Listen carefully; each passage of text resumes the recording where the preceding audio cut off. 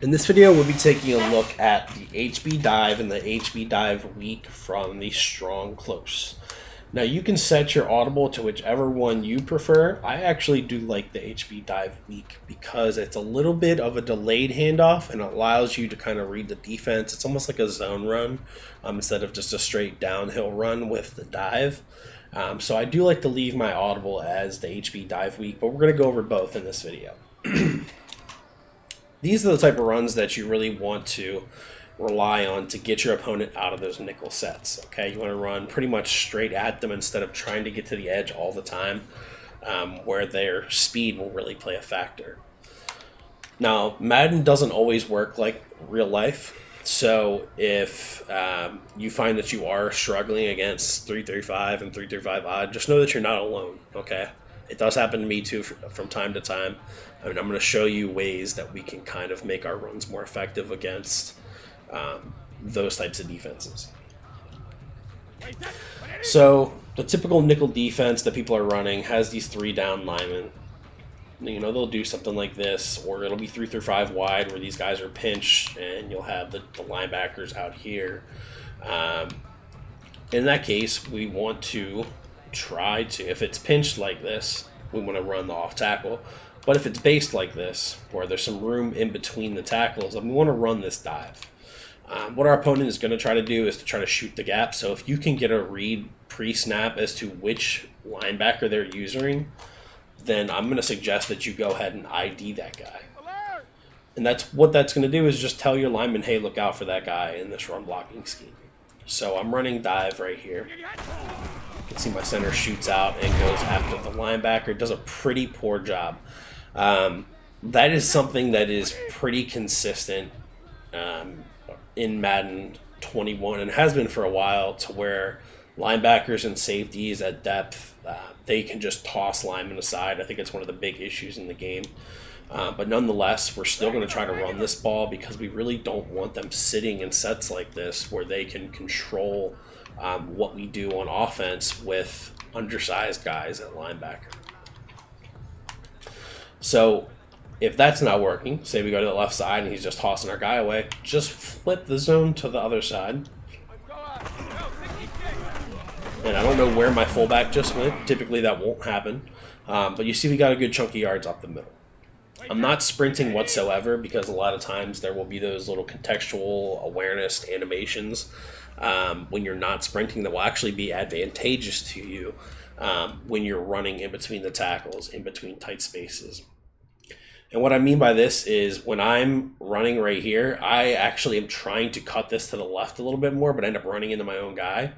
But since I'm not sprinting, I get this clean looking cut right off of it. If I was sprinting, I would have probably fouled that whole run up and wouldn't have got as many yards. There's a chance I would have started tripping over my own feet.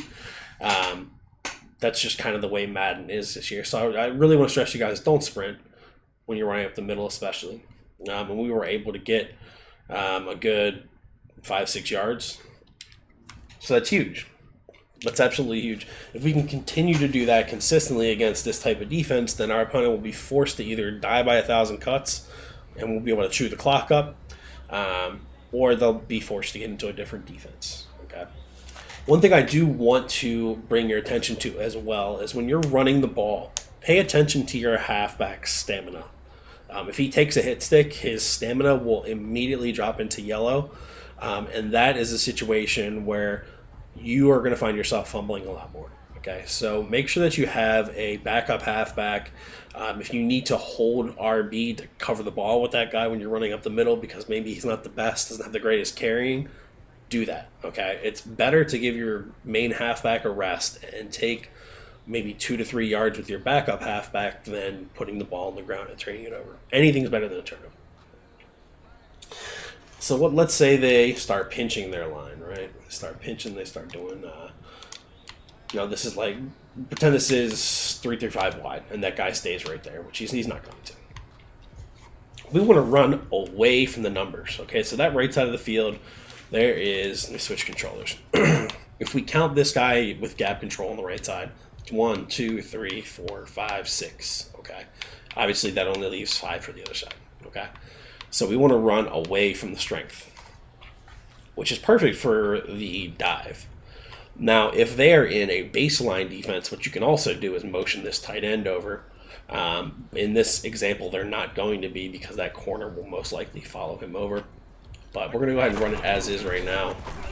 And you can see, oof, big run. Big run. All right.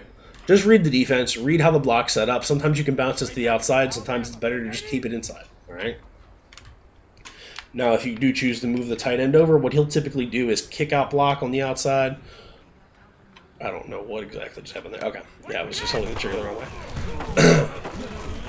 He'll handle that outside linebacker or that wide defensive end. And you can incorporate that motion with some of the passing plays we're going to go over. So don't hesitate to use that. Maybe set it up later for a pass play on first down with this same motion. It's all about, in my opinion, the way I play the game is all about giving the same look all the time with different outcomes. Okay, so it might look like I'm running the ball and then I go to pass the ball.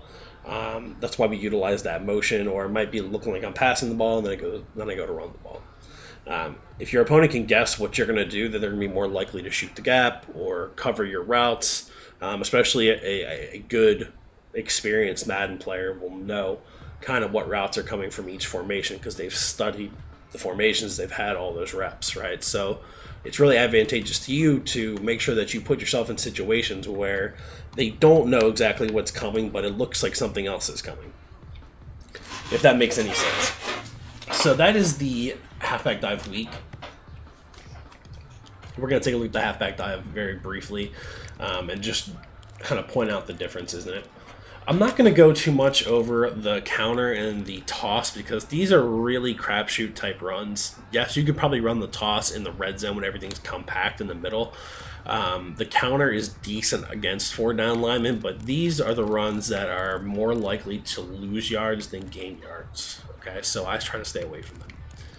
The HB dive, and we're going to come out. Let's just come out against nickel again, just to be consistent. Just to give us a look like this, right? Now, you can flip the dive, or excuse me, you cannot flip the dive, is what I was going to say. You cannot flip the dive to the other side. So that's why one of the other reasons I do like the HB dive weak. But you can see this run is quicker, right? It's just, you turn around, hits the ball right off to him, and boom, you're right up the middle. So that's why I like the dive weak a little bit more. But if you need like 1 yard, it's pretty good. The fullback targets really well. And typically, you know, you will get those 1 or 2 yards, especially if you make sure you take the time to ID that user trying to shoot the gaps. So that's the difference between the two dives. Nothing really complex here, but it's going to be imperative that you learn how and when to use these runs in order to keep the chains moving, keep us in plus territory, and make this offense run smoothly.